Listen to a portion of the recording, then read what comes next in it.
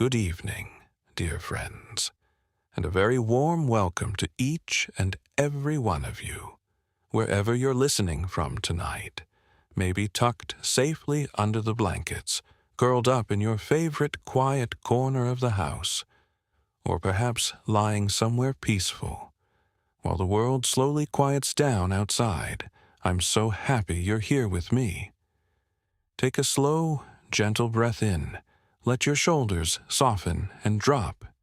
Maybe pull the blanket or duvet up just a little higher, and allow the day to quietly drift away. London fog lay thick upon the city that autumn evening. At 221 B. Baker Street, Holmes sat idle, craving challenge. Then came the urgent knock at the door. Lady Victoria Hargrove, pale and trembling, burst in with news of tragedy.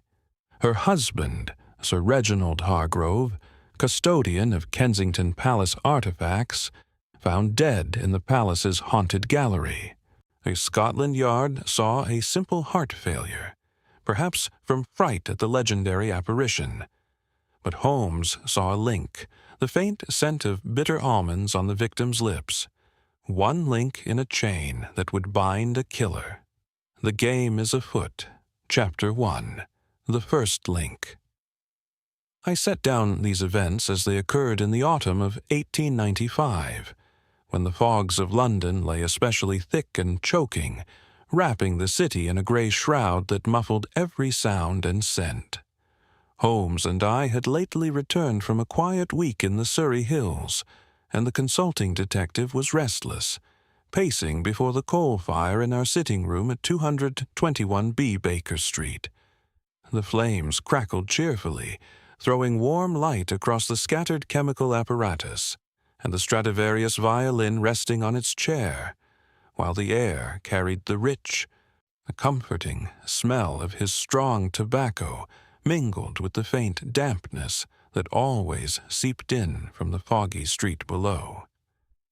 Mrs. Hudson's knock came just as the mantel clock struck 8, her footsteps light, but hurried on the 17 worn stairs. She announced a lady visitor, and into the room stepped Lady Victoria Hargrove, her dark traveling cloak dripping with moisture, her face pale and drawn beneath the soft hiss of the gaslight. She clutched a folded newspaper, its edges curled from the wet night air, and sank into the armchair Holmes indicated with a courteous gesture. "My husband is dead, Mr. Holmes," she said, her voice low and trembling like the distant clatter of handsome wheels on wet cobblestones. "Sir Reginald Hargrove, custodian of the royal artifacts at Kensington Palace. They found him this morning in the Queen's Gallery, slumped at his desk, eyes wide with terror. Scotland Yard calls it heart failure, perhaps brought on by fright, but I cannot accept so simple an explanation." Holmes had seated himself opposite her, steepled fingers resting under his chin, eyes gleaming with that peculiar intense light I knew so well. "Details, Lady Hargrove. Begin at the beginning, and spare nothing, however small." The fire pulped, sending a shower of sparks up the chimney, while outside Big Ben tolled heavily through the mist. She drew a long breath, the scent of her lavender water briefly cutting through the coal smoke and tobacco. Reginald was preparing a special exhibition of Tudor relics, miniatures, jewels, a dagger once said to have belonged to Henry VIII himself. He often worked late, alone in the gallery. Last night, he stayed until past midnight. This morning, the footman, Bates, discovered him. No mark of violence, yet his expression was one of absolute horror, as though he had beheld something unearthly. They speak already of the apparition, the ghost of Anne Boleyn, said to wander those old halls, headless and weeping. I shifted in my chair, feeling the rough tweed of my sleeve brush the worn leather armrest. "This ghost, is the legend well established?" The room felt suddenly warmer from the fire, a sharp contrast to the bitter chill I could sense pressing against the window panes. "Centuries old, Dr. Watson," she answered, twisting her gloved hands. "Many have claimed to see her, always near the gallery or the privy chambers." Reginald dismissed such tales as nonsense, but of late he had grown uneasy. Anonymous letters arrived, warnings to cease meddling with the relics or face consequences. He burned them, but the last one came only 2 days ago. Scotland Yard sees no connection, but I believe someone wished him harm. Holmes rose in one swift motion, his shadow leaping tall against the wall. "We shall go to Kensington Palace at once. Watson, my Inverness and scarf." As we gathered our things, a soft rain began tapping insistently against the glass, matching the quickened beat of my own heart. The handsome cab rattled through the fog-bound streets, its wheels grinding over slick cobblestones that sent cold shocks up through the floorboards. The driver shouted warnings to shadowy pedestrians, his voice swallowed by the thick, acrid coal smoke drifting from 1,000 chimneys. The Thames mud smell grew stronger as we neared the palace, mingling with a faint trace of gunpowder from some distant celebration. Kensington Palace rose before us, its towers dim and ghostly in the mist, gaslights flickering like will-o'-the-wisps along the paths. Inspector Lestrade awaited us at the entrance, lantern in hand, casting long, wavering shadows. "Holmes, I might have known you'd turn up. It's a straightforward case. Overwork and a weak heart. No need for your theories." His breath clouded in the cold air, carrying the sharp tang of carbolic from his coat. Holmes brushed past without reply, leading us into the Queen's Gallery. The long room was hushed, lit only by a few hissing gas jets that threw golden pools across portraits and glass cases. The air was heavy with the musty odor of old leather bindings, polished oak, and something sweeter, aged wood and faint perfume. Sir Reginald's desk stood at the far end, papers scattered, an inkwell overturned, its black stain spreading like blood across the blotter. Holmes knelt at once, producing his magnifying glass. "The first link, Watson. Look here. Faint footprints in the dust near the desk. Small, feminine, with an uneven heel, as though the boot had been recently repaired on one side." He bent closer, nostrils flaring. "And a trace of carbolic soap clings to the carpet fibers, recent, distinct." He moved to the desk, lifting a handkerchief from beside the body's former position. "Observe the lips of the deceased. Faint, bluish tinge. And here, on this cloth, the unmistakable odor of bitter almonds. Cyanide, Watson, almost certainly administered in his evening tea." He indicated a porcelain cup, its rim chipped, interior stained faintly brown. A cold draught slipped through the tall windows, making me shiver. I could still taste the bitterness of the coffee I'd drunk earlier at Baker Street. "Poison, then. Not a ghost at all?" "Precisely," Holmes replied, drawing thoughtfully on his pipe, the tobacco smoke curling upward to join the fog that pressed against the panes. "The forge begins. The feminine prints do not belong to any servant. The tread is too delicate, too expensive. Combine that with the anonymous warnings. Someone sought to frighten Sir Reginald away from his work. A rival in the antiquarian world, perhaps, or a relative with designs on the estate." He paused, eyes half closed in recollection. "This puts me in mind of the speckled band affair. You remember, Watson, the young lady who heard a whistle in the night, a saucer of milk by the ventilator, a bed fixed to the floor. Everyone spoke of gypsies and supernatural vengeance. Yet the chain was simple: a trained snake, a bell rope that was no bell rope, and a stepfather desperate to retain his fortune. The evidence bound him as surely as iron. Here, too, the apparition is but a mask for human greed and poison. Therefore, he concluded, straightening, this is murder, staged to resemble the work of a restless spirit. The link forges strong, Watson. Did you see it form?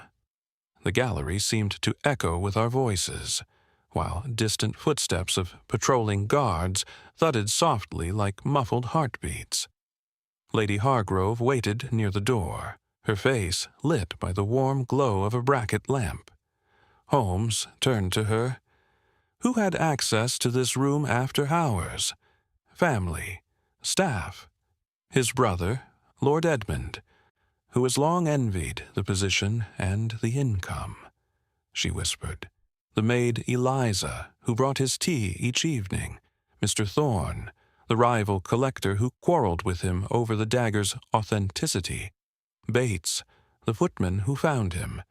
And our ward, Miss Clara, who often studied the Tudor documents here. I committed the names to memory, already sensing the faint outline of a chain taking shape. Outside, foghorns moaned mournfully from the river, deepening the gothic chill of the night. Holmes gave a curt nod. Our starting points are clear. Note the textures, Watson. The smooth ivory handle of the dagger on the desk, the rough wool fibers caught in the cuff of the victim's coat. We departed as the rain grew heavier, soaking our coats and chilling us to the bone. Back at Baker Street, Holmes took up his violin, plucking soft, thoughtful notes that pierced the quiet. I sat by the fire with hot tea, its steam rising against the cold glass, reflecting on the evening's discoveries. Looking back, I should have seen the connection sooner. The first link had been forged. The chain begins. Chapter 2. Forging Connections. The following morning, the fog still hung heavy over Baker Street, thick enough to taste the damp coal smoke and the faint, sour mud of the Thames drifting up from the river. I awoke to the familiar clink of Mrs. Hudson's breakfast tray on the landing, followed by her steady tread up the 17 steps. The sitting room was already warm from the freshly stoked coal fire, its crackle a cheerful counterpoint to the muffled hansom wheels passing below. Holmes stood at the window, pipe in hand, staring into the gray murk as though he could read secrets in its swirls. "We begin forging the chain today, Watson," he said without turning. 4 locations, 4 interviews. Each will add a link, or reveal a flaw. He reached into the Persian slipper for a fresh pinch of tobacco, the rich scent blooming as he tamped it down. Our first call was Hargrove Manor in Mayfair. The cab rattled briskly along Park Lane, wheels grinding over wet cobblestones that sent up cold sprays against the apron. We were shown into a somber drawing room where a bright fire burned, its heat welcome against the chill that clung to our coats. Lord Edmund Hargrove rose from a deep leather armchair, cigar already alight, the blue smoke curling thickly around his heavy features. "Gentlemen," he said gruffly, voice deep as distant thunder, "my brother's death is misfortune enough without detectives turning it into melodrama. Heart failed, simple as that. He buried himself in those cursed relics day and night." Holmes settled into the opposite chair, the smooth leather creaking under him. "Your whereabouts on the night in question, Lord Edmund?" The fire popped, sending a spark skittering across the hearth. "At my club in St. James's Street, as always on Tuesdays. A dozen men can vouch for me." He drew deeply on the cigar, the tip glowing red. Reginald was obsessed. The palace ghost stories amused him once. Lately, they seemed to prey on his mind. Anonymous notes, he said, childish threats. I told him to burn them and be done. I noted the man's gold watch chain glinting against his waistcoat, the cufflinks polished to mirror brightness. The room smelled of cigar tobacco, and old leather bindings from the shelves, and the faint, sweet trace of brandy on the side table. Outside, rain began tapping the tall windows like impatient fingers. Our next destination was Mr. Thorne's antiquarian shop in narrow, book-lined streets of Bloomsbury. The hansom lurched over uneven paving, the driver calling sharp warnings through the fog. A small bell tinkled as we entered. The air inside was close, heavy with the musty odor of aged paper, leather bindings, and a trace of carbolic used to preserve old vellum. Mr. Thorne, thin and bespectacled, looked up from behind a cluttered counter, his fingers twitching on a quill. Sir Reginald and I disagreed about provenance. Nothing more, he said quickly, voice high and precise like a violin string drawn tight. That dagger? Tudor, yes, but not Henry's personal weapon. A copy, as skillfully made. He refused to listen. Holmes wandered to a glass case, tracing a finger along the cold surface. You keep historical curiosities, I see, including specimens of old poisons. The shop's small grate crackled faintly, barely warming the damp that had followed us in. Empty files only. Museum pieces, Thorne protested, cheeks flushing. I would never. He broke off, glancing at the door as though expecting interruption. Big Ben's deep chime rolled through the fog outside, marking noon. We pressed on to the servants' quarters near Kensington Gardens. The cab deposited us at a modest brick building, half hidden by dripping plane trees. Eliza the maid received us in a tiny parlor, where a penny fire sputtered in the grate. The room smelled strongly of carbolic soap and damp wool. Her apron was starched stiff, a rough to the touch when she nervously smoothed it. I brought Sir Reginald his tea every evening at 9, she said softly, eyes downcast. Last night, he dismissed me early, said he wished to work undisturbed. I left the tray and went. Her small hands twisted together. I noticed her boots, neat, black, one heel slightly built up. "And the ghost?" Holmes asked, leaning forward. Rain drummed steadily on the slate roof above. "I've seen something," she whispered. "A white figure in the gallery once, but it moved too quickly for any spirit." Her voice trembled. The fire gave a sudden pop, startling us all. Our final visit took us across the river to a quiet boarding house in Chelsea. The bridge crossing was slow, foghorns moaning mournfully from the water below. Miss Clara received us in a small sitting room, scented with fresh chrysanthemums that almost masked the underlying coal smoke from the street. She was young, perhaps 22, with bright auburn hair, pinned neatly and steady hazel eyes. Uncle Reginald was strict but kind, she said, fingering a small silver locket whose metal felt cool and smooth under my brief glance. I often used the palace library for my tutor studies. He encouraged me. She offered us tea. The cup was hot against my palms, its bitter flavor sharp on the tongue. "Did you know of the threatening letters?" Holmes inquired, watching her closely. No, but he had grown anxious these last weeks. He spoke once of someone wanting the dagger sold abroad. Her voice was clear, composed, yet I sensed a guarded edge. Back at Baker Street, as twilight deepened, the gas jets hissed to life, and the fire roared afresh against the encroaching cold. Holmes paced rapidly before the hearth, pipe smoke trailing behind him like a comet's tail. "Links are forming, Watson. Edmund's convenient alibi and financial strain.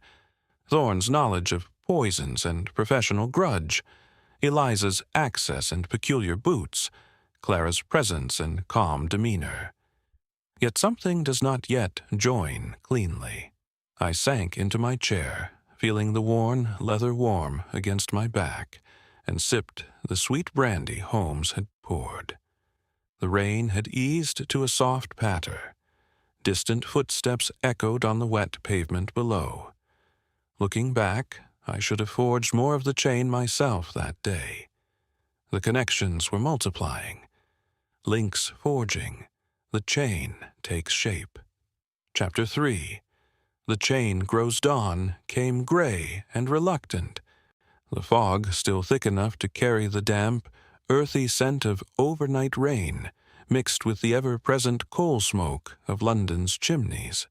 At 221 B. Baker Street, I stirred to the soft, mournful plucking of Holmes's violin strings, slow, deliberate notes that seemed to draw secrets from the very air.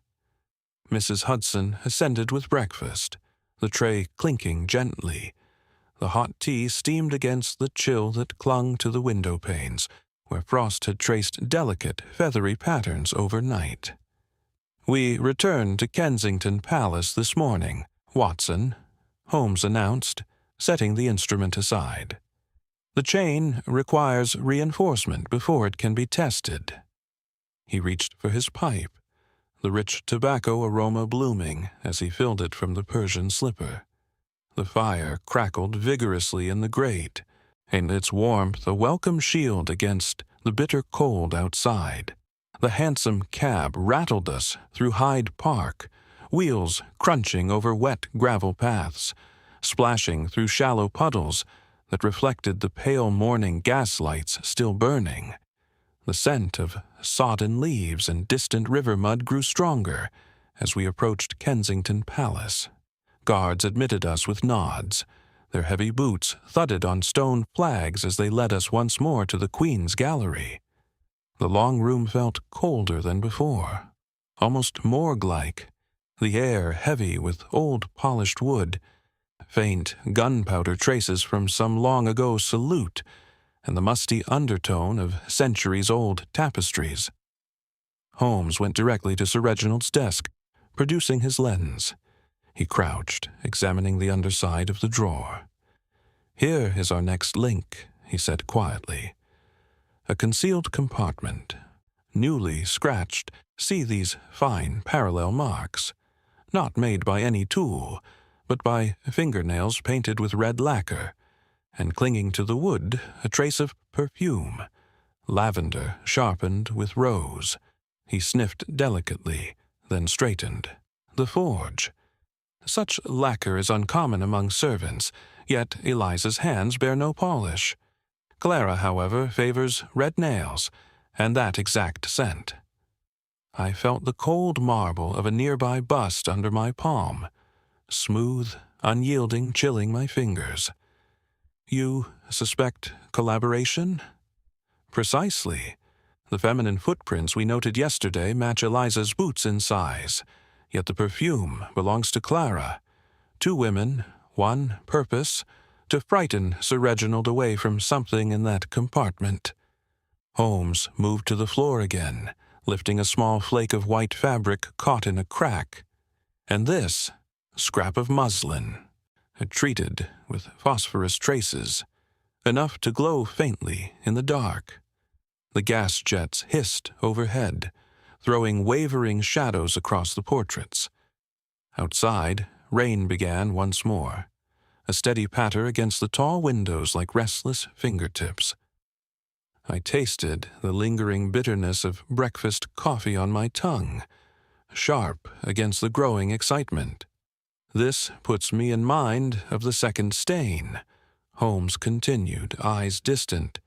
"You recall the affair, Watson. The Prime Minister's urgent letter vanished from a locked dispatch box in his own house. Everyone spoke of foreign spies and treachery, yet the chain was domestic. A single carpet fiber caught in the hinge, a droplet of green wax on the floor, a misplaced paper knife with a fresh nick. Lady Hilda had hidden the document to shield her husband from scandal. But the true thief, a desperate blackmailer, had exploited her fear. The links bound him inexorably once observed. No international conspiracy, only human weakness and calculation. So here, the ghost is staged, the poison real, and the compartment the true prize. Therefore, he concluded, pocketing the fabric scrap, someone wished to remove evidence of the dagger's dubious provenance, perhaps papers proving it a modern forgery, worth far less than Sir Reginald believed. Theft masked as supernatural murder. The chain grows, Watson. Did you feel the links connect? We searched further. Beneath a loose floorboard near the window, pried up with a faint creak, we found a crumpled note. Ink still fresh enough to smell faintly of iron gall. The message was brief. Cease, or the Queen's wrath will find you. Holmes held it to the light. The paper bore the watermark of Thorne's shop stationery. Lestrade arrived then, his coat dripping, boots leaving wet prints on the parquet. "Still chasing ghosts, Holmes?"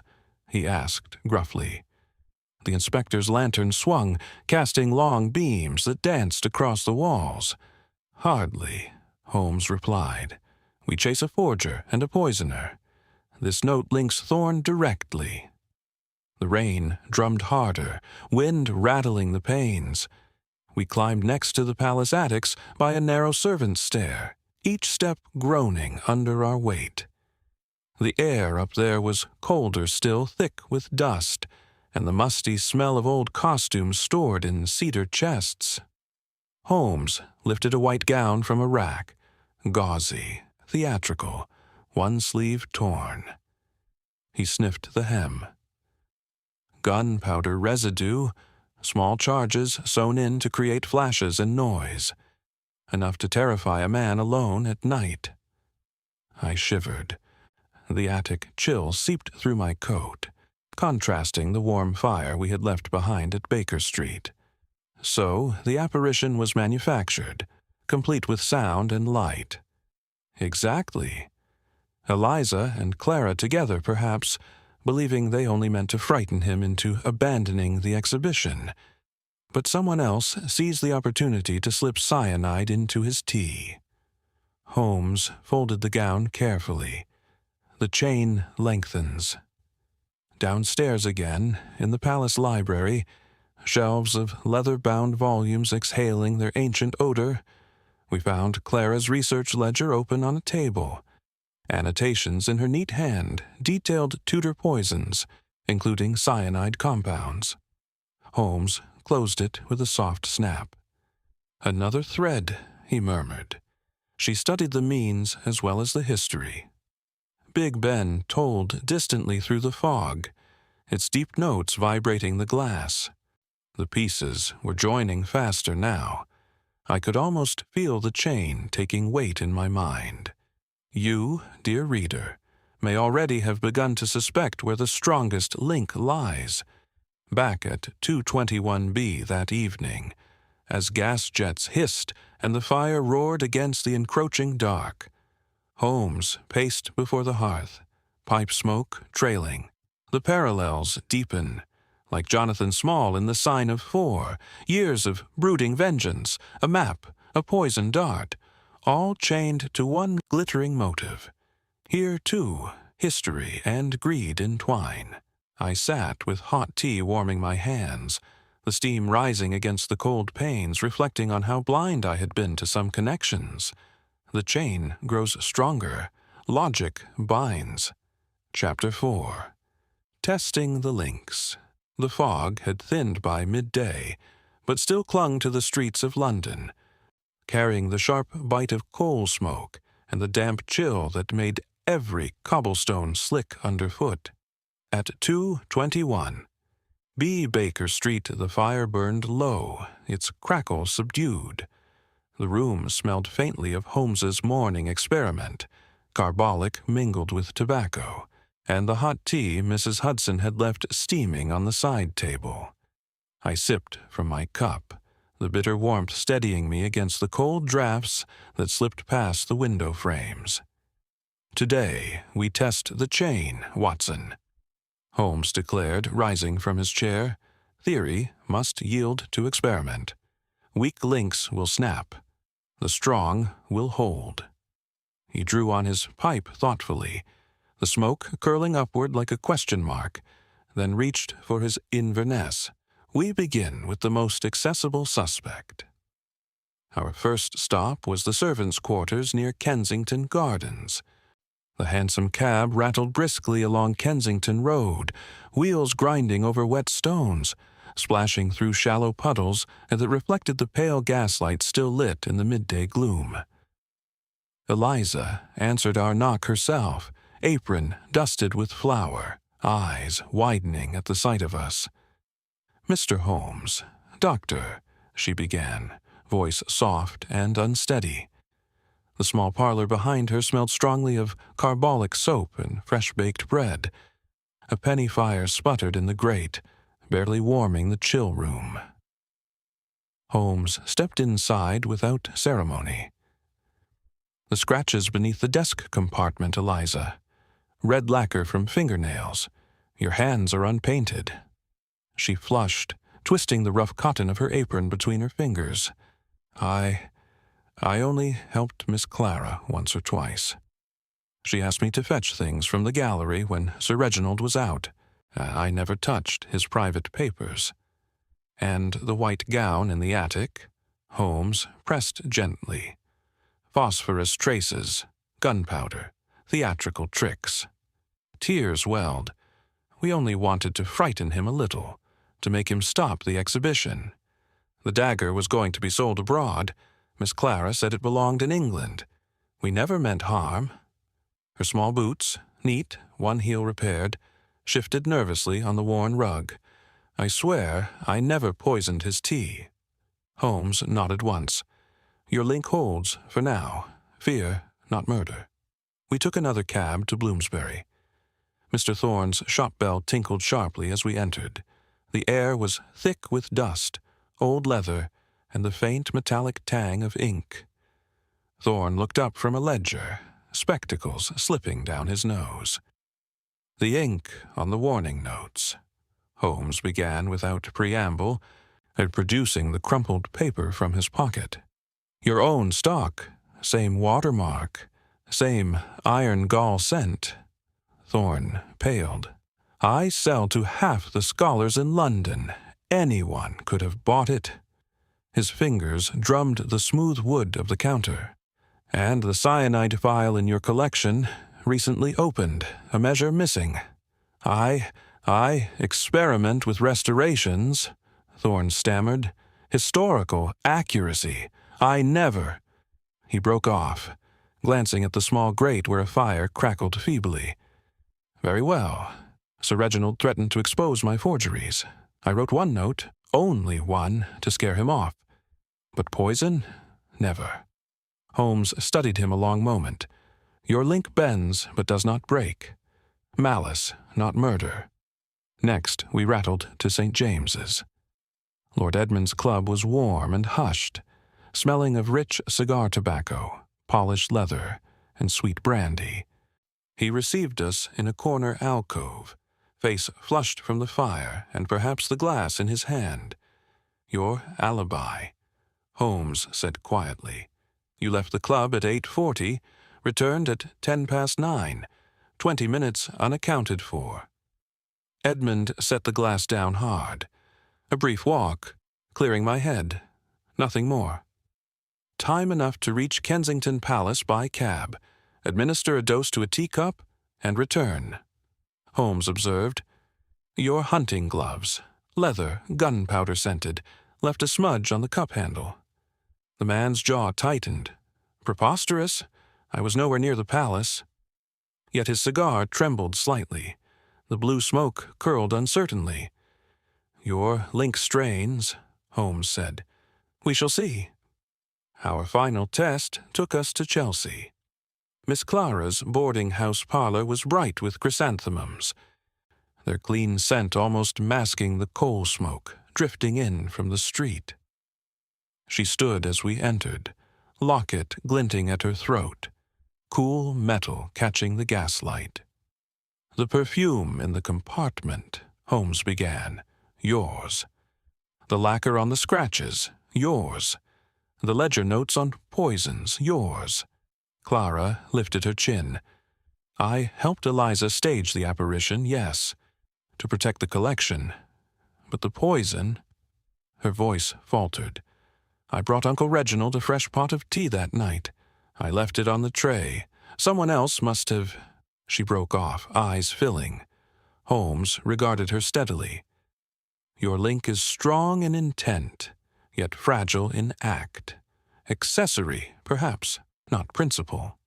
Back at Baker Street as evening drew in, the gas jets hissed softly and the fire had been built up again, its heat welcome against the gathering cold. Holmes paced before the hearth, pipe in hand, tobacco smoke trailing. 4 tests, Watson. Eliza and Clara conspired to frighten, red herring, but innocent of murder. Thorne wrote 1 note, malice without lethal intent. Edmund's absence and the glove smudge remain the firmest links. The others bend or snap under pressure. I sank into my chair, feeling the worn leather warm against my back, and accepted the glass of sweet brandy he offered. The rain had returned, tapping insistently at the panes. Distant footsteps splashed along the wet pavement below. Looking back, some of the weaker connections should have broken sooner in my own mind. Yet the process had clarified the chain, discarding the false from the true. Weak links shattered. The true chain emerges. Chapter 5. The chain tightens. Dusk fell early that November evening. The fog rolling in thick from the river, carrying the heavy, brackish smell of Thames mud, mingled with the acrid bite of coal smoke from 1,000 chimneys. At 221 B. Baker Street, the fire roared against the encroaching chill, its crackle sharp and steady, while gas jets hissed softly along the walls. Holmes had spent the afternoon poring over timetables and club registers. Now he stood abruptly, eyes alight with that peculiar gleam. "The chain has reached sufficient length, Watson," he said, reaching for his coat. "One suspect remains whose movements do not align. We move tonight." He drew on his pipe once, the rich tobacco smoke curling upward, then tucked a small electric torch, newly acquired from a scientific supplier, into his pocket. A telegram had arrived an hour earlier, its paper still crisp and faintly scented with ink. Miss Clara had left her Chelsea lodgings in haste, direction unknown. Holmes interpreted the flight correctly. She knows more than she confessed. If she runs, she leads us to the principal, or to evidence that binds him. We took a hansom through the gathering dark, wheels rumbling loudly over the wet cobblestones of Sloane Street, the horses' hooves clattering in urgent rhythm. Foghorns moaned mournfully from the river. Big Ben tolled the half-hour with deep, vibrating notes that seemed to shake the mist itself. We alighted near Kensington Gardens just as the palace gates came into view, their iron bars cold and slick under my gloved hand. A figure in a dark cloak slipped through a side path, moving quickly toward the ornamental lake. Holmes touched my arm. "There. Follow quietly." We moved forward on foot, boots crunching softly on gravel, the fog muffling every sound. The figure, Clara, unmistakably, halted near the Serpentine's edge, glancing back as though sensing pursuit. Rain began again, a fine, cold drizzle that pattered on leaves and soaked through our coats. Holmes stepped forward. "Miss Clara," he called, voice low but carrying. "There is no escape now. The chain has tightened." She whirled, cloak billowing like a ghost's shroud. For a moment she stood frozen, then turned and ran along the path, skirts catching on wet bracken. We gave chase, Holmes ahead, long strides eating distance. I followed, breath coming hard in the damp air. Her footsteps splashed through puddles. Ours answered in pursuit. The fog swallowed the palace lights behind us, leaving only the dim glow of distant gas lamps and the black mirror of the water. She stumbled near a cluster of willows, cloak snagging on a branch. Holmes reached her first, catching her arm, not roughly, but firmly. The rough wool of her sleeve was soaked and cold under his grip. "Why run?" he asked, voice calm amid the rain's steady drum. Tears mixed with rain on her face. "I didn't kill him. Eliza and I only meant to frighten Uncle Reginald, to stop him selling the dagger to foreigners. We dressed as the apparition, used flash powder, made noises in the attics. But someone used our trick to poison him." Holmes released her gently. "And the tea you carried that night?" "I left the pot on the tray, untouched, I swear it." Her voice broke. From the locket at her throat she drew a small glass vial. Empty now, but once stoppered. "I kept almond essence here, to mask any odd taste if he noticed. But I never added poison." I felt the chill of the night deepen into my bones, contrasting the warm fire we had left behind. Holmes examined the vial under the faint beam of his torch. Empty. A red herring, then. But the chain does not break here. We returned with Clara to the palace under escort, 2 constables summoned by a passing patrol. In the Queen's gallery once more, the room felt colder than ever, gas jets hissing like angry serpents. Holmes relit the hearth. Flames leapt up, casting warm light across the desk and warming our chilled hands. He took the teacup from its saucer, turning it carefully. "The final link," he said. "Observe the handle. Faint smudge of leather scented with gunpowder and cigar smoke. Not a lady's glove. Lord Edmund's hunting pair, kept at his club, used on his brief errand that night." Clara gave a small gasp. "Uncle Edmund, but he was at his club. Long enough absent to reach here by cab," Holmes replied. "He knew of your little charade, perhaps overheard Eliza. He seized the opportunity, arrived during the staged fright, slipped cyanide into the fresh pot you had left, then returned to his alibi. The apparition became his perfect cover." The fire crackled louder, sparks dancing up the chimney. I tasted the sharp bitterness of discovery, like strong coffee swallowed too quickly. Holmes turned to Clara. "You are accessory to deception, but not to murder. Your link is accessory, breakable with truth."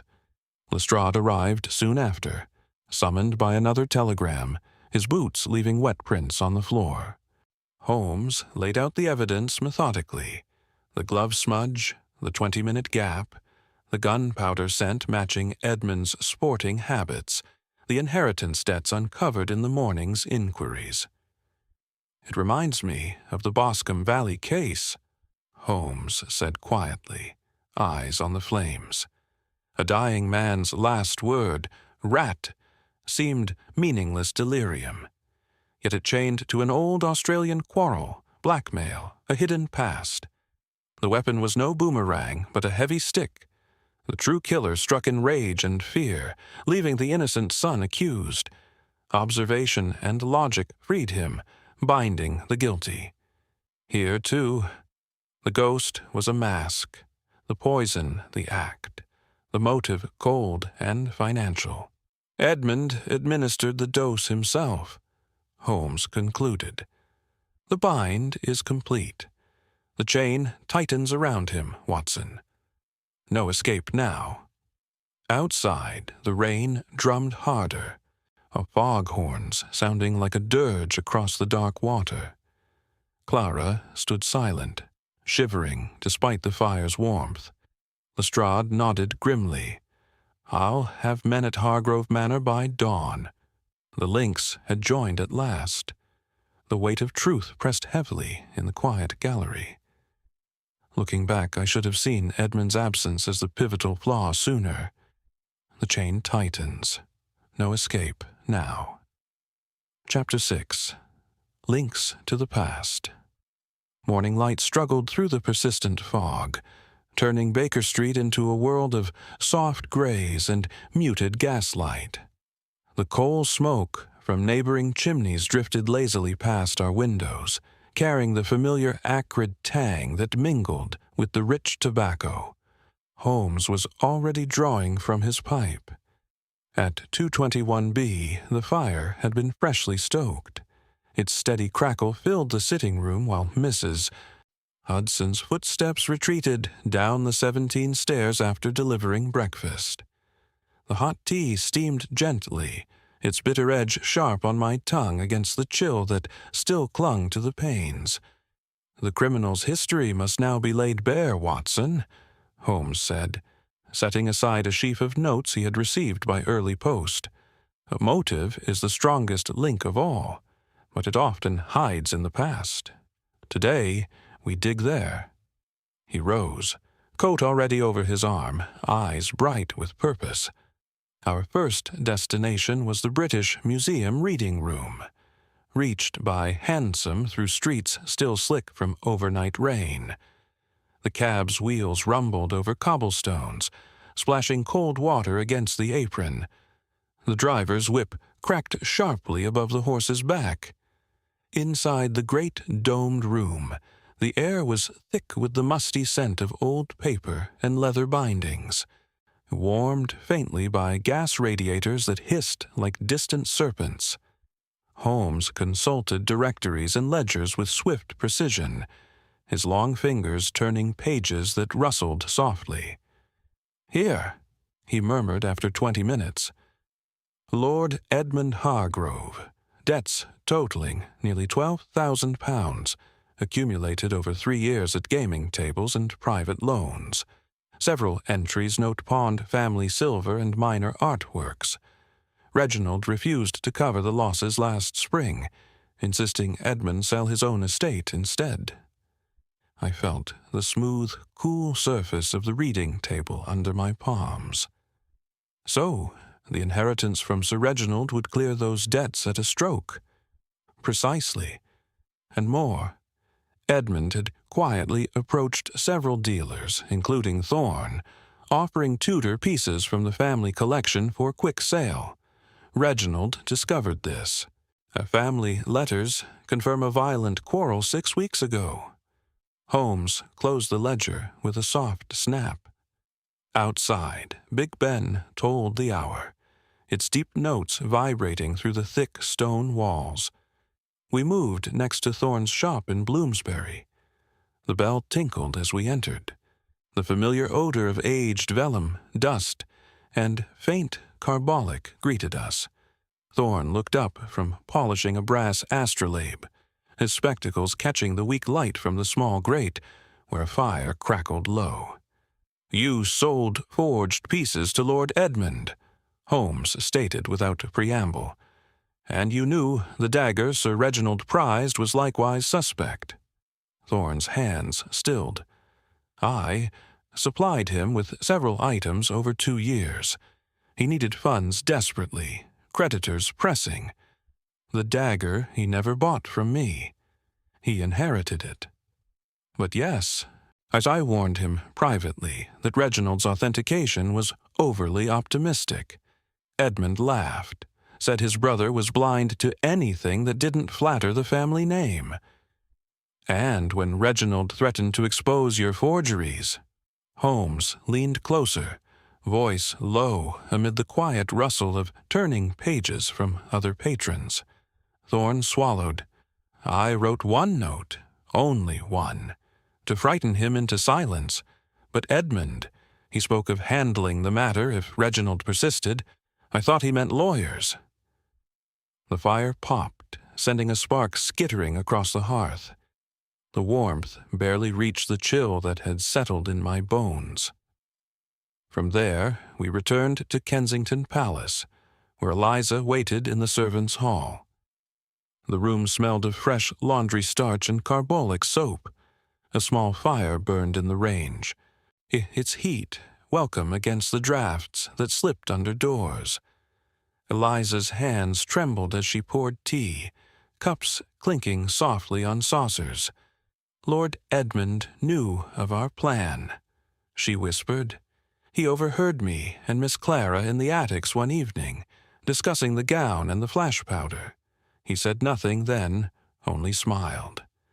Later, he asked me privately if the ghost would appear again soon. I thought he was mocking us." Holmes nodded slowly. "He used your deception as cover. The staged fright would explain any terror on Sir Reginald's face, perfect camouflage for poison." Eliza dabbed her eyes with a rough cotton handkerchief. "I never imagined. I only wanted to keep the relics here, for England." All threads now joined. Edmund's debts chained him to desperation. His secret dealings with Thorne provided knowledge of poisons. The overheard plot supplied opportunity. The ghost was never the killer's invention. It was borrowed, turned lethal by one cold, calculating mind. Back at 221B, as twilight deepened, the gas jets hissed to life, and the fire had been built high, its flames dancing across the walls. Holmes paced before the hearth, pipe in hand, tobacco smoke trailing in thoughtful spirals. "This case echoes the Greek interpreter," he reflected aloud. "You remember Melas, the harmless translator drawn into abduction and coercion. The chain there stretched across years and continents.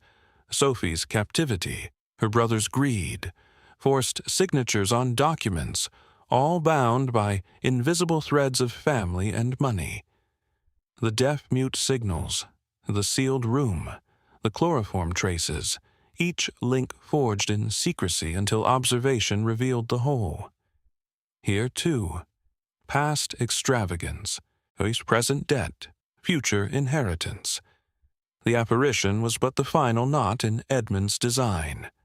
I sat in my usual chair, feeling the worn leather warm against my back, and sipped the sweet brandy Holmes had poured.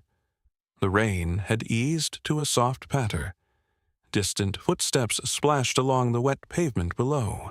Looking back, the motive had been there from the beginning, hidden behind bluster and alibis, waiting only for the past to be unearthed. Past and present, one unbroken chain. Chapter 7. The Complete Chain. Evening had fallen heavily over Baker Street, the fog pressing thick against the window panes like a living thing, carrying the damp chill and the ever-present bite of coal smoke from the city beyond. At 221B, the coal fire roared in the grate, its crackle sharp and steady, throwing warm, golden light across the familiar clutter of chemical apparatus, violin case, and worn leather chairs. Mrs. Hudson had just cleared the supper things, her footsteps fading down the 17 stairs, when a series of heavy knocks announced the arrival of our guests. Lestrade entered first, coat dripping, followed by Lord Edmund Hargrove, flanked by 2 constables, then Lady Victoria, pale but composed, Miss Clara, eyes downcast, Eliza twisting her apron, and finally Mr. Thorne, spectacles fogged from the mist outside. The room filled quickly with the mingled scents of wet wool, cigar tobacco still clinging to Edmund's coat, lavender from Lady Victoria, and the faint carbolic that seemed to follow Eliza everywhere. Holmes stood before the fire, tall and calm, pipe in hand but unlit for once. He waited until all were seated, some on chairs dragged from the bedroom, others standing awkwardly, before he spoke. "Gentlemen and ladies," he began, voice low yet carrying clearly over the fire's crackle and the soft hiss of gas jets. "Tonight, the chain is complete. Every link forged, tested, and bound. I shall lay it out piece by piece so that no doubt remains." He turned first to the physical evidence. The footprints in the gallery dust, small, feminine, uneven heel, belonged to Eliza, used during the staged apparition with Miss Clara. But the decisive mark was on the teacup handle, a smudge of glove leather, scented with gunpowder and cigar smoke. Lord Edmund's hunting gloves, kept at his club. The cup itself bore traces of cyanide, bitter almonds lingering on the handkerchief. And a second, a subtler residue of almond essence meant to mask any odd taste. That essence came from Miss Clara's locket vial, empty now, but once used innocently to flavor tea. The compartment beneath the desk showed fresh scratches from red-lacquered nails, Clara's, and carried her perfume. The white gown in the attic held phosphorus and gunpowder for flashes, another element of the deception. These physical links form the first strong segment. Deception staged by two, murder executed by one. He moved to the timeline. Sir Reginald received his tea at 9. Eliza left early at his request. Clara delivered a fresh pot shortly after, then departed. Lord Edmund's club register shows him absent from 8:40 to 9:10, a 30-minute window. A hansom from St. James's to Kensington takes 12 minutes in clear traffic. A fog that night slowed it only slightly. He had time to enter by a side door he knew well, dose the pot while the women's ghost distracted his brother, and return. The anonymous notes, one in Thorne's ink, others in Edmund's disguised hand, were sent over weeks to build fear. Timeline links bind the opportunity squarely to Edmund. Next came the witnesses. Eliza confesses the apparition plot, meant only to frighten, never to kill. Miss Clara admits her part, driven by loyalty to the collection and family pride. Bates, the footman, saw a white figure but heard human footsteps, not spectral gliding. Thorne admits writing one warning note and selling forgeries to Edmund, but denies murder. Lady Victoria confirms the growing tension between brothers. Every witness statement once aligned, points away from themselves and toward the one man who profited most. Motive followed. Lord Edmund's debts, nearly £12,000, documented at the British Museum and confirmed by bankers, threatened ruin. Reginald refused to further aid, insisting Edmund sell his own lands.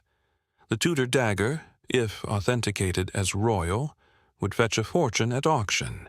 If exposed as suspect, far less. Edmund had already pawned family pieces through Thorne. Reginald's death placed the entire estate and collection under Edmund's control, debts cleared, artifacts sold at his discretion. Motive links are iron, greed, desperation, and long-simmering resentment. Finally, Holmes stepped closer to Edmund. The connecting link, the one that binds all others, is your own hand. The last warning note, found beneath the floorboard, bears traces of your cigar ash embedded in the fibers and your characteristic pressure on the pen, visible under magnification. You overheard the women's plan, borrowed their ghost, and turned it lethal. When you learned Reginald planned to sell the dagger abroad, removing your chance at quick profit, you acted. Edmund's face had drained of color. His hands clenched on the chair arms, knuckles white against the leather. "This is madness," he rasped. Coincidence, nothing more. Holmes regarded him steadily. When you have eliminated the impossible, whatever remains, however improbable, must be the truth. The impossible is a ghost-wielding poison. What remains is you. Silence fell. broken only by the fire's steady crackle and the soft drip of fog-condensed water against the panes.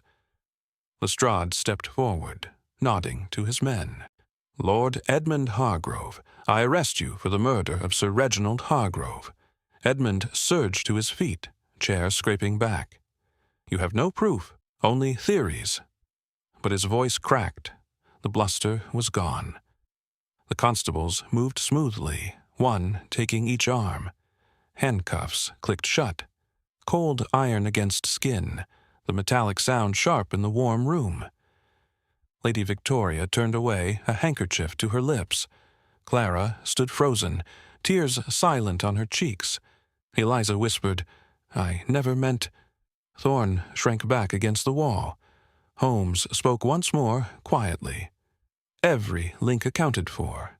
Motive, means, opportunity, deception, execution, all forged in logic, tested by evidence, bound by truth. The chain is complete. Lestrade touched his hat. "Well done, Mr. Holmes. We'll take him to the yard."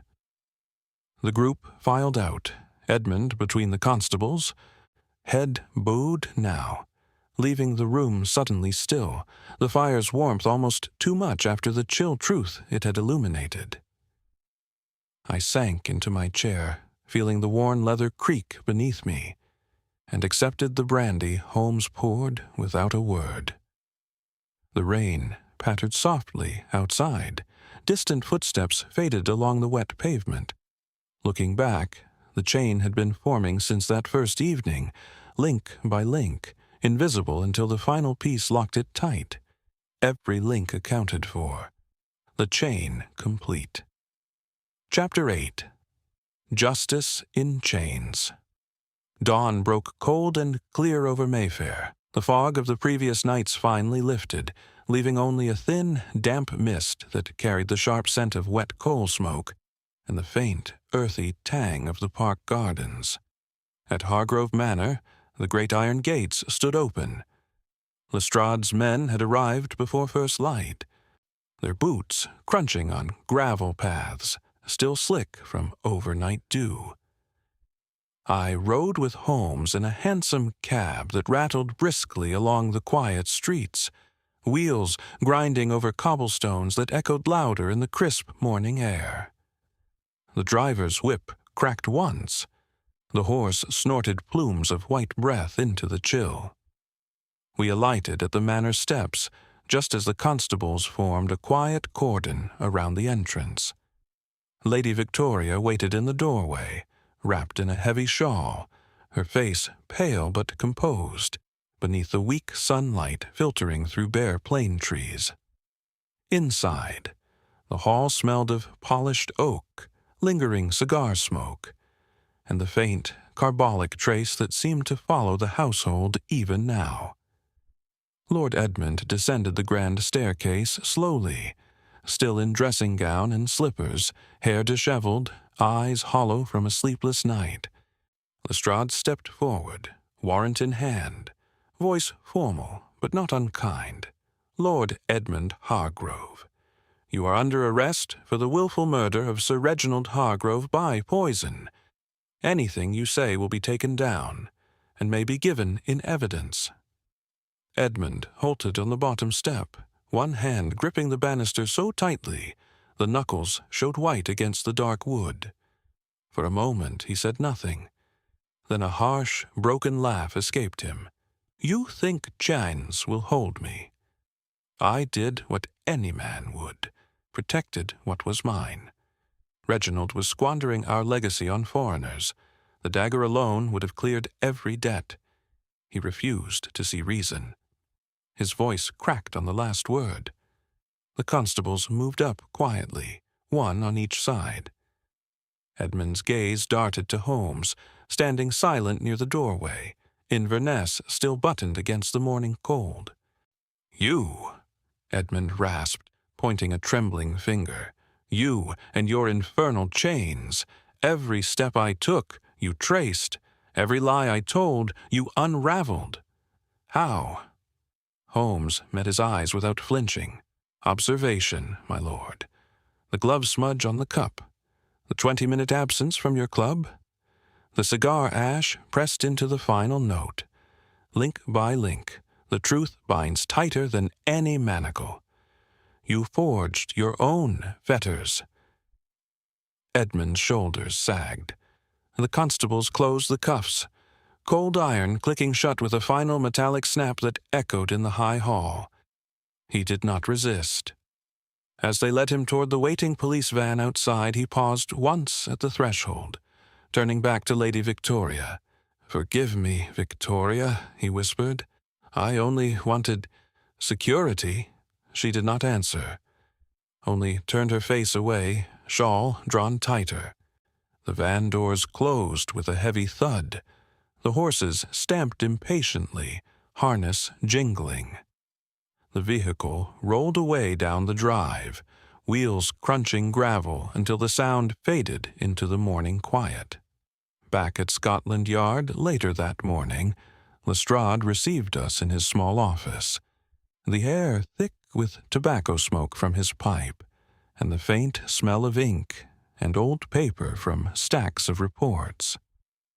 A coal fire burned low in the grate, its warmth barely reaching the corners of the room. The inspector leaned back in his chair, boots propped on the desk. "Clean case, Holmes," he said, exhaling a long plume of smoke. Edmund's confession came in the cells last night, full and detailed. He admits slipping the cyanide into the teapot while the women staged their ghost.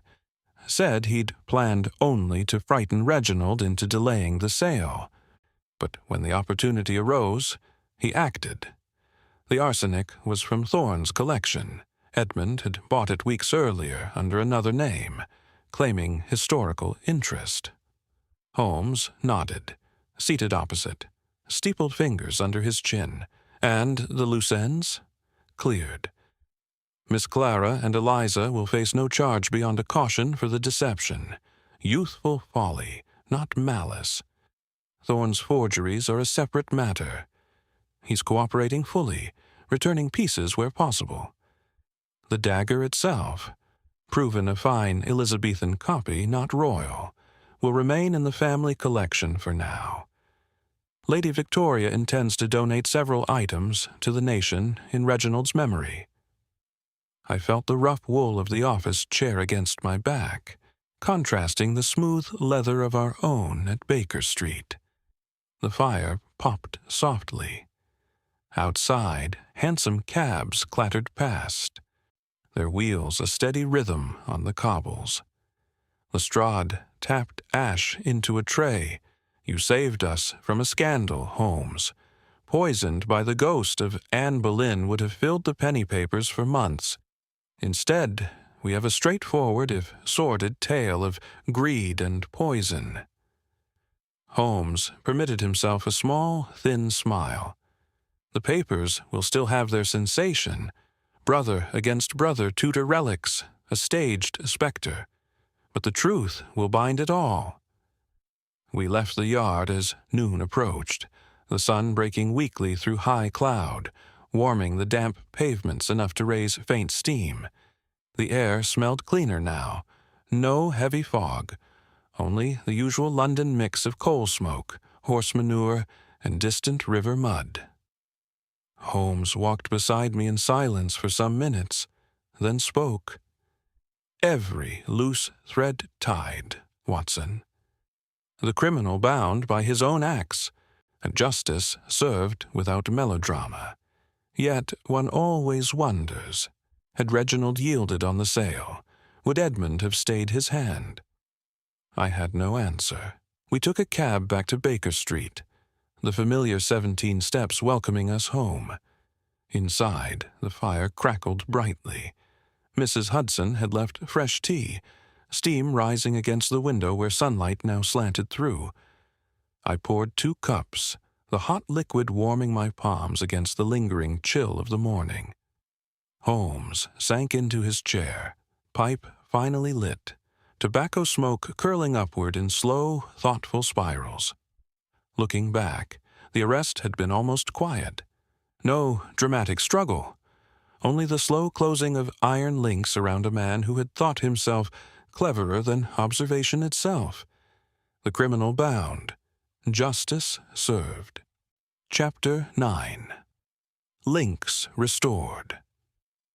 The weeks following Lord Edmund's arrest passed in a quiet, methodical procession through the machinery of Victorian justice. The fogs of late autumn gradually thinned, giving way to sharper, frost-edged mornings, when the coal smoke rose in straight columns from chimneys, and the air carried a clean bite that stung the nostrils. At 221B Baker Street, the fire burned steadily, its crackle a constant companion to the rustle of newspapers and the soft clink of teacups. Mrs. Hudson moved about with renewed briskness, as though the resolution of the case had lifted some invisible weight from the house. The Old Bailey proceedings began on a chill December morning. The courtroom smelled of polished oak, old paper, and the faint, sour trace of the river that drifted in whenever the doors opened. Gas jets hissed along the high walls, casting steady light on the bewigged barristers and the jury box filled with solemn faces. Lord Edmund Hargrove stood in the dock, pale and diminished. The once imposing figure now stooped beneath the weight of his own actions. His counsel argued diminished responsibility, financial strain, family pressure, but the evidence Holmes had forged proved unyielding. The glove smudge, the timed absence, the cigar ash on the final note. The cyanide purchase traced to a false name but linked to Edmund's club habits. The jury deliberated less than 3 hours. When they returned, the foreman's voice rang clear in the hushed room. Guilty. Edmund received sentence. Death commuted later to penal servitude for life after medical testimony on his mental state. As the black cap was set aside, a low murmur ran through the gallery. Lady Victoria sat rigid in the front bench, gloved hands folded tightly in her lap. She did not weep, only nodded once to the judge before rising to leave. Outside, the cold cobblestones gleamed under weak winter sunlight. Hansom cabs waited in ranks, their horses stamping warm breath into the frosty air. With the verdict delivered, the innocent parties found their chains broken one by one.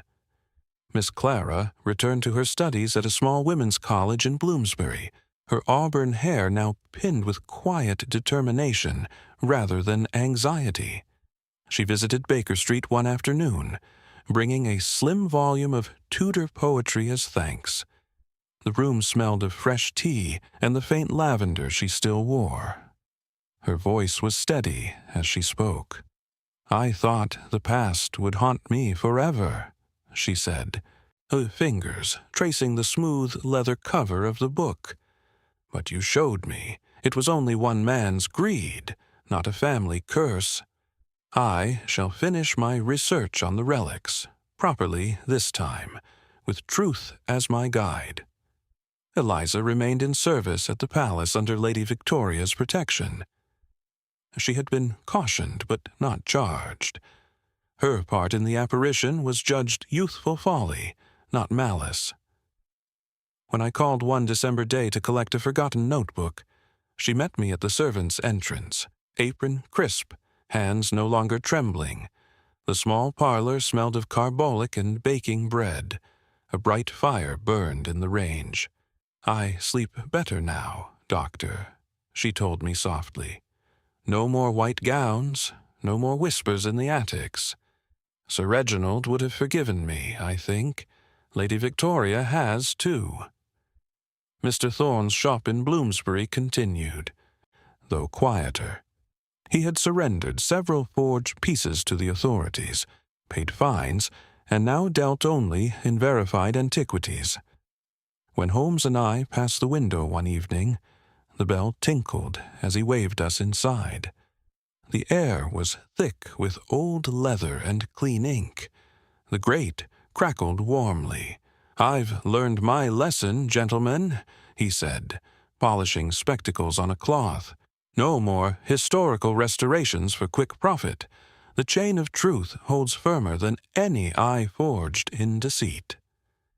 Lady Victoria herself found a measure of peace. Kensington Palace's Tudor collection remained intact, augmented by several donations in Sir Reginald's name to the British Museum. She took up residence in a smaller house near Regent's Park, where the gardens smelled of damp earth and winter roses even in December. She wrote Holmes a brief, dignified note, gratitude for restoring honor to her husband's memory, and a promise that the relics would no longer be bartered for private gain. London itself seemed to exhale. The streets bustled once more with ordinary life. Hansom cabs clattering over cobbles, street sellers calling under gaslight, the distant toll of Big Ben marking hours without menace. The penny papers had moved on to newer scandals. The apparition of Anne Boleyn faded back into legend, mentioned now only in guidebooks as a picturesque tale rather than a fresh horror. One quiet evening in late December, Holmes and I sat by the fire at 221B. The room glowed with warmth. The coal crackled softly, tobacco smoke curled from his pipe, and the faint scent of Mrs. Hudson's mince pies drifted up from below. Outside, a light snow had begun, rare for London, flakes tapping gently against the panes like hushed applause. Holmes laid aside his violin, which he had been playing in slow, reflective phrases. "Order returns slowly, Watson," he said, watching the flames. "A chain broken in one place strains the whole fabric of society, yet mend one link, and the rest gradually realigns. Edmund bound himself. We merely revealed the fetters. Now the innocent walk free, the collection endures, and the palace stands quiet once more." I nodded, feeling the worn leather of my chair warm against my back. The hot tea in my hand tasted sweeter than usual, its steam rising in lazy spirals. Looking back over the weeks, I saw how each cleared name, each restored reputation, had quietly rebuilt the broken links. The streets of London, ever restless, I had settled into their familiar rhythm. Order restored to London's streets. Chapter 10. By the fire at Baker Street. A soft January snow had fallen overnight, blanketing Baker Street in a rare hush that muffled the usual clatter of hansom wheels and street cries. At 221B, the coal fire burned bright and steady, its crackle filling the sitting room with warmth that pushed back the chill pressing against the frost-laced window panes. The air carried the comforting sense of strong tobacco from Holmes's pipe, the faint bitterness of fresh coffee Mrs. Hudson had left on the side table, and the sweet trace of brandy still lingering in the decanter. The gas jets hissed softly along the walls. The Stradivarius rested silent on its chair for once. Holmes sat in his usual armchair, long legs stretched toward the hearth, pipe drawing slowly. I occupied my own chair opposite, newspaper folded on my knee, feeling the worn leather warm against my back after the coal walk home from the Strand. The Morning Post had brought the last clippings of the case, brief, dignified notices of Edmund's commutation to life servitude, Clara's acceptance into advanced historical studies, and Lady Victoria's quiet donation of several Tudor pieces to the nation. The papers had moved on. The apparition of Kensington Palace was already fading into anecdote. Holmes set his pipe aside and steepled his fingers under his chin, eyes on the dancing flames. "A satisfactory conclusion, Watson. The chain is forged, tested, and laid to rest. Yet every such case invites reflection. On method, on observation, on the fragile veil deception casts over truth." I poured 2 small glasses of brandy. the liquid gleaming amber in the firelight, its sweet warmth spreading as I handed one to him. "You mean the chain method itself?" "Precisely." He accepted the glass, swirling it thoughtfully. "Every mystery begins as scattered observations. Footprints in dust, a scent of bitter almonds, a smudge on porcelain, a 20-minute gap in an alibi. Each is a link, cold and separate.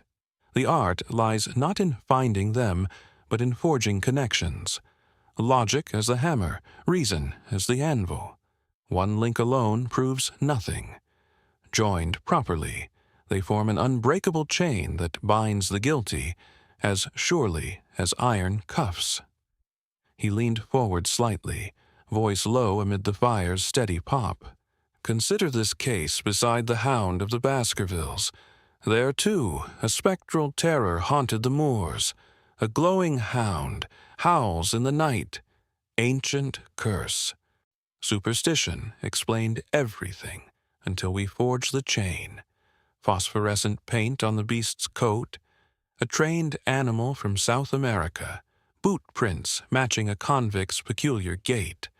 A hidden portrait revealing family resemblance. The glowing apparition was no demon, but human greed wielding chemistry and fear. Stapleton's design crumbled link by link. Once the paint was analyzed, the boot tracks measured, the portrait studied. Observation defeated deception because nature leaves traces. Man cannot help but leave more." Holmes paused, drawing again on his pipe, tobacco smoke curling upward in slow spirals to join the hearth's haze. "So here, the ghost of Anne Boleyn became a veil for poison.